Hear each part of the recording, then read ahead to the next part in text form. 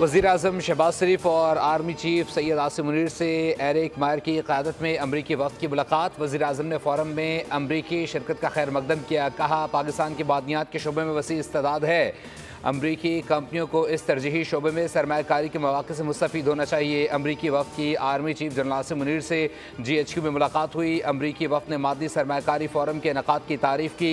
अमरीका की पाकिस्तान में मादनी सरमायाकारी के शोबे में शराकत दारी में दिलचस्पी। अमरीका और पाकिस्तान के दरमियान कारोबारी ताल्लुकात के फ़रोग़ पर इत्तफ़ाक़ किया गया।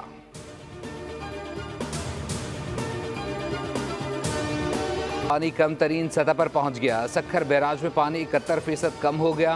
तीनों बैराजों में 65% पानी की कमी है। चेयरमैन स्टैंडिंग कमेटी सेनेट बराए माहौलियाती तब्दीली सेनेटर शहरी रहमान का पानी के तारीखी बहरान पर शदीद तशवीश का इजहार।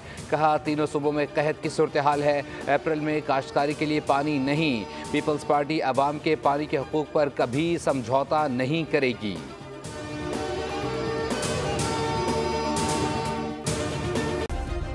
सब्सक्राइब करें और बेल दबाएं ताकि कोई खबर रह न जाए।